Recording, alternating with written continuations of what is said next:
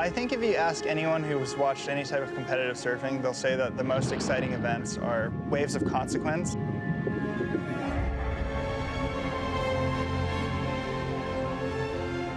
It's one of those sort of freak of nature waves that you don't get too many of in the world. After a 7-year hiatus, the World Surf League Championship Tour returns to Fiji. 8 coveted spots remain for the Lexus WSL Finals. You're going the lowers. John Florence, you are the #1 seed. Early season contenders look to fend off the rising momentum of Brazilian goofy foots. 2 veterans with past Fijian success look to chase down their own final 5 spots. Along with 2 first-time Phenom wildcards, the 4-time Fiji champ Kelly Slater is back.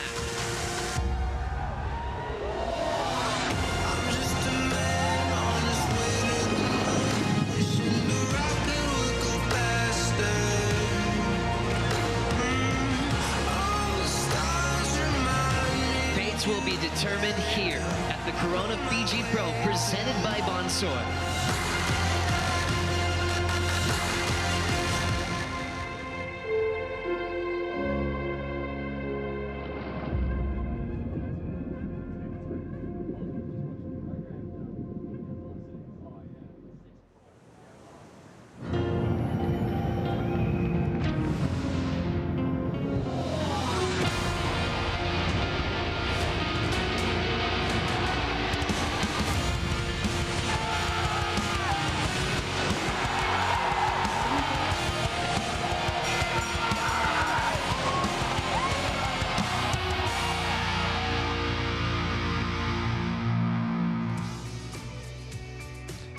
We have a big Dawn Patrol show coming your way. Kelly Slater, the wild card, is back to take on the best in the world. And also, we've got some big names fighting for Final 5 spots, from Tatiana Weston-Webb, Joanne DeFay, and Gabriel Medina, hoping to fight for a world title. Also, we've got some teenage phenoms entering the mix. Sierra Kerr and Aaron Brooks making their championship tour debut. What a morning it's been. John and Ross having a little breakfast, talking shop, right in front of restaurants, the backup venue. And out in the water, some small conditions. And yeah, old childhood friends still acting like kids today. Leo and Kanoa having a nice little warm-up. All the boats are activating. Sawyer Lindblad is just pinching herself to be on a world-class left. Smaller conditions. Oh, there they go again. Kanoa and Leo. You got a nice, easy morning. Nice, calm, relaxed vibe. As you can tell, it's pretty small at the moment, but we want to welcome you all to the Corona Fiji Pro, presented by Bonsoy. And how good is this? A paradise at the Fiji Marriott Resort, Momi Bay host set. Thanks for being in our company. This is the last event of the regular season, and we've got a lot to discuss. I'm Joe Turpel, Felicity Palmatier, Jesse Mendez. Flick, you've been here for a long time. Give me the highlights, because you are absolutely glowing with stoke right now. Oh, you know, I have fully activated vacay mode. I've been here straight from the USA Open, 6 days. I've been sailing, I've been jet skiing, surfing, getting massages, cocktails on Sunset. I'm like, wow, okay, I've actually got to work this morning. Yeah, I mean, Jesse, the importance of this wave. We know we've had a 7-year hiatus from seeing this on the Championship Tour stage. It's back. And there's been just the buzz in the air ever since that announcement was made on the World Surf League. Yeah, I think, Joe, first, this is a left hand, and we don't have many left hands on tour. And not to mention, this is a rippable left hand, but also a wave of consequence. You can have huge barrels out here. So I'm excited to watch all the goofies, and the regulars step that up as well. Let's get a little more familiar with where we are on the planet. Remember last time we saw you on the CT event, we were in South America in Brazil. As we zone in here on the South Pacific, neighboring islands of Fiji would be Vanuatu, Tonga, Samoa. There's 332 islands in the Fijian archipelago. And check out where we're hanging right now at the Fiji Marriott Resort, Momi Bay. About 6 miles out, a little more, you get to Cloudbreak and restaurants, which is the backup venue. Both world-class lefts, right in between Tamarua and Namotu. From Namotu, it's about 3 miles to Cloudbreak. From Tamarua, it's about 1.5 miles. and you get to this absolute paradise. It feels cartoonish, you know, these sand islands in the middle of the ocean, blue water, gorgeous reef. I don't know what more you could ask for. Oh, this is literally heaven on earth. It's so beautiful. I mean, look at the set we're sitting on. There's overwater bungalows behind us. It feels very bougie, but I'm excited to be back here. Honestly, ever since I started surfing, this has been one of my bucket list waves to come to, and I'm finally here. And yeah, I love waves of consequence, so bring on the next few days. I'm sure for you, Jesse, watching this event as a kid, you know, from the Hobgood brothers and all those stories from the past. I mean, this has got to be that destination you've always dreamed of coming to. No doubt, mostly being a goofy foot like flick. I think it's what you dream of growing up, and a few memories that comes to mind is actually Owen Wright. The two perfect heats he's had out here, just that stand-up barrel, huge carves, and it's just, I guess, what we show up to watch, and I can't wait to watch because there's fun forecasts ahead of us. That was a historical memory of yours. 2 perfect heats in the same event for Owen Wright. That record still stands. Coming into venues like this, when you got a great forecast, you never know what you're in store for. Surfline is our official forecaster. As you can tell, it's pretty small today, but we've got something to look forward to, Jesse. Things you can pick up tomorrow. Yeah, I know. It looks exciting for tomorrow. Sorry, it looks kind of slow for tomorrow, but then heading on into the week, it looks like we're going to have some fun days ahead of us. Thursday being the best of them. Maybe some barrels, maybe some big hacks, so I'm excited to watch. Yeah, if you look, obviously today when we saw it in the arrivals, right, it's looking pretty small. Things are, you know, a little bit hard out there, but, you know, we've got good things to look forward to. I mean, tomorrow's small, but like you said, Jesse, building throughout the day, potentially maybe a start later on in the day. And then look at Thursday, 6 to 10 foot faces, offshore. You've got those side shore those cross shore winds coming in the afternoon. But yeah, Thursday, Friday to me, they're looking great. There's lots of opportunity out there, and I think we're going to see Cloudbreak probably in all its glory on Thursday. When you see that day, which has been slightly improving in the last couple of days, getting the reports from Jonathan Warren, one person you think of with a better forecast, Kelly Slater. You know, he obviously rips. He's the GOAT, but the better the waves, the better he is. He's back. And kind of an emotional moment for him in the celebration of his career. 4-time champ at this is still going to be one to beat. Completely, right? I think he has to be a pick because he's just got so much experience and so much knowledge, and this is a wave that lends itself to that. It's tricky. It's a big playing field. Think about the generations that he's lived through out here, the experiences, the memories. Like, it's almost like a tradition for him coming back to an event like this, like a coming home. And I just don't think you can count him out, especially with that forecast. And, I mean, he might not be in his prime right now, but that's okay. He's over 50. But we can't forget what he's done here in the past. Like, he still is one of the best two-breaders in the world, mostly in a jersey. So for him to put out a good performance here, I mean, we just got to wait because he's probably going to do it. He calls it his happy place, you know, and coming here at 18 for the first time and then winning the event 4 times in his career. When you think of the events to win for him, it's Pipe, Tahiti, and Cloudbreak. And so what a great time to celebrate the GOAT. There's some surfers in the draw that have experience at this event, even though there's been a 7-year hiatus. You look at Kelly with 12 starts out here, Jordy and Gabe with 6 appearances, Medina with a couple of big wins. Connor O'Leary with that final he made as a rookie back in the day. That was 2017, so he's back to try to do one stop better and get a victory here in Fiji at Cloudbreak. So really cool stories there with some, trying to get familiar with this big lineup here at Cloudbreak. And the whole goal at this event is to work out the final 5 for the Lexus WSL Finals. More on that coming up next.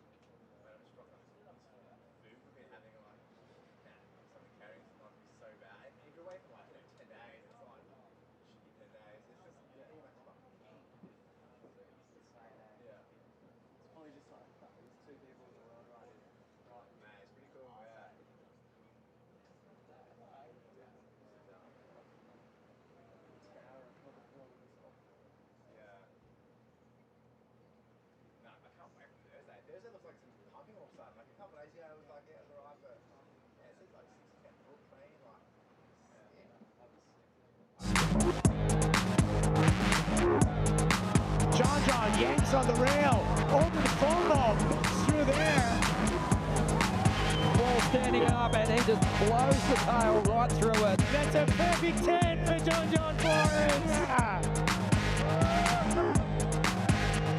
Let's check out our current Final 5. John Florence, world number 1, basically has to paddle out to seal the deal with the yellow jersey into the finals, but we got to work out the 4 remaining surfers that compete for a world title this September. Now let's send it to the channel and get the official call with AJ McCord and Jessie Miley Dyer. So Jessie, we're out here in the channel at Cloudbreak. So excited to be back. Give us a look at the next few days. It looks really good. So tomorrow's going to be a really interesting call for us. We know it's going to get bigger in the afternoon. The next day is it's looking really good. So we actually are looking at this forecast, and we're going to have really great waves out here, especially when you get to that wave that day after tomorrow, and it should be really good for everyone. And we're so excited. You can feel it from the athletes to the staff to being back here in the channel at Cloudbreak. What does it feel like? It's awesome. We love being here in Fiji. Cloudbreak is such an amazing wave, and for us to be coming back for the finals next year as well, it's going to be a really important event for all the surfers, and you know, we're just happy to be here. So from 6 miles out, we're happy to be here. Send it back to you in the studio. Thanks so much, AJ and Jessie Miley Dyer. Late 8 today. I knew it. I mean, it looked pretty small, but obviously great waves ahead of us over the next couple days for competition, which is great news that we've got some surf coming, because the Final 5 picture, as we just saw, is a big one. You know, for John, we know he's there at lowers, but we've got to clinch some spots here. When you focus in on the rankings just to see who's in contention, from Baron Mamiya below, including Baron, they're out of contention for the Lexus WSL Finals. Everyone above has a mathematical shot. It's a long shot. The surfers in those positions in the Final 5, they're the spots people are gunning for. For Ewing, Dora, Smith, they're really focusing on event wins to clinch. Robinson and Ferreira can do it their own way if they make the semifinals. For Colapinto, it's a heat win to get to the round of 16 to officially be back on his home break. The big name there that's missing in the Final 5, Gabriel Medina. Needs to do a lot and has to have some things go his way if he wants to compete for a 4th world title, Jessie. Totally, Joe. It's due time for him to actually win an event. It's been quite a while for a guy like him.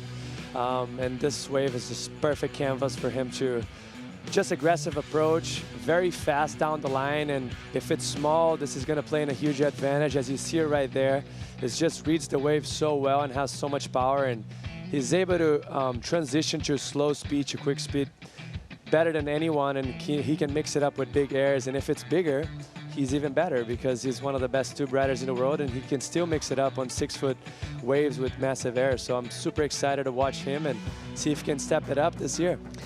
Gabriel Medina needs to win the event to have a shot, but he needs Robinson, Ferreira, and Ewing to lose before the quarterfinals. We'll focus on that scenario so far for Medina if he will have a chance to compete for a world title. Remember, last year he was 6th in the world going into Tahiti. This year he's 8th into Cloudbreak, and he lost to Jack Robinson in a final, so he's got a hill to climb. But you know, if Aki was the raging bull, you'd call Medina the ferocious lion.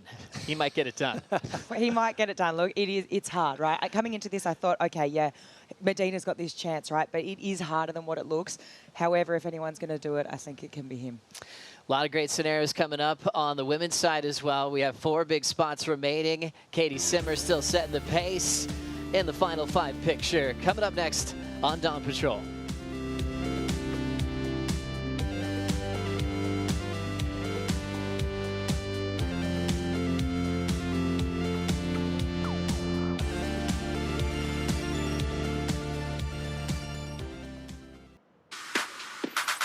Here goes Katie Simmers. Katie pulling in, huge backdoor section, and she reappears.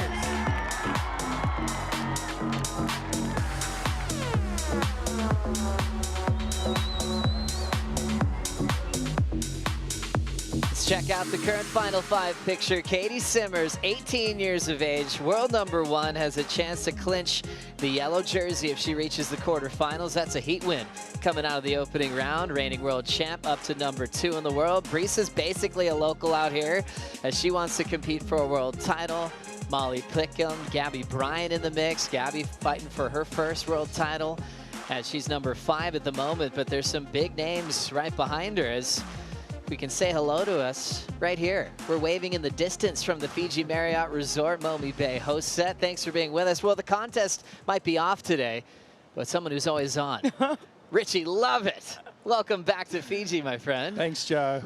Thanks for having me back, man. It's been a while. When was the last time? 2005 was my my last event here. It was the last time I was in Fiji, and I got to say, some of my fondest memories from my years on tour are right here. You know, it was like having an event, but having a bit of a holiday as well. You know, that Fijian hospitality, and we all know the waves are world class. Oh, absolutely world class. I think that 2005 event you're talking about, opening round heat with the GOAT, Kelly Slater. I think you also had heat with Bruce Irons. Wow, what an era. Yeah, it was an incredible time. I don't think I won that heat, but didn't matter. Nonetheless, it was just a pleasure to compete out here, and I've done it a number of years, so great to be back. I'm feeling that Fijian energy. Let's dive into this Final 5 snapshot. A lot on the line for the world title race as we see what we've got here. Joanne Defay is just outside of the Final 5. Her reputation on this wave, a past champion, has to win the event to clinch a spot. You also look at Tatiana Weston-Webb, just out, number 7. She's looking for a big result to compete for a world title. The only surfer that's out of contention is 2-time world champ Tyler Wright. Everyone else has a mathematical shot, and Katie once again trying to clinch the number 1 seed and showing up at lowers in back-to-back events. She's the one that's guaranteed to be there, and we'll work out the rest of the math. When we focus in on Tatiana Weston-Webb, she's been magic ever since she got here to Cloudbreak, as we see Molly Picklum going for a warm-up. But we know Katie's also going to be hard to beat, enjoying these small conditions and preparing for a potential game day tomorrow. But thinking about Tati and where she is at the moment, you know, what does she have to do and what can she do here at Cloudbreak against the best of the world? She's one of the best in waves of consequence. There's no doubt about it. We saw it in Tahiti. I mean, the perfect 10 she had. She's finished runner-up here to Courtney Conalogue the last time, you know, the women ran out here. And I think she's on that beautiful Olympic momentum from Tahiti. She's taking that here. She got a silver medal. I feel like she's fired up. And, you know, on the attack mode, she hasn't got anything to lose. She's not within that Final 5 yet. And I just know, you know, she's a tenacious competitor. She's not going to back down when it's big, when it's meaty. She's going to push herself over the edge. I mean, that finals day where she got runner-up, it was solid, and she was giving it a serious crack. So I think for me, Tati is, you know, within reach. Yes, it's a long shot. It's possible. Definitely possible. Another one in that same category is Joanne Defay. Another great performance at the Olympic Games, getting bronze. Richie, your thoughts on her? Yeah, I think she's going to be really dangerous out here on the backhand. Born and raised on the reef break of St. Lou, a really gnarly, treacherous reef. So, but she's comfortable over the reef breaks. As you said, Flick, you know, she's got that Olympic energy. I felt like she did some of her best hand maneuvers. The turns on the backhand were really, really sharp. So given the forecast, I think we're going to have a bit of a mix of barrel riding and going to the maneuvers. So really well poised to attack. And when I say attack, she's coming in with the mindset of attack. Whereas the women who are already in that top 5 maybe will surf a little bit defensively. So I like where she's at. I saw her yesterday. She looked nice and relaxed at the opening ceremony.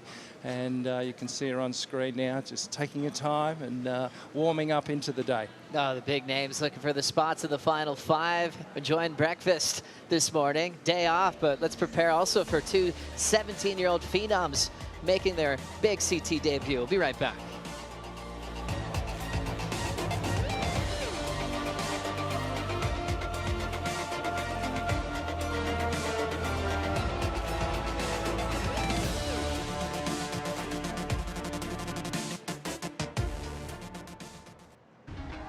Oh my goodness! She's gonna get spat out of the barrel. I'm so excited to compete against a lot of the girls that I look up to.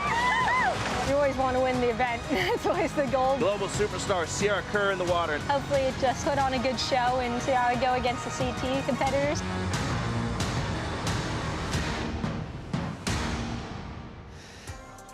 Most 17-year-olds in the world are trying to extend their curfew from their parents.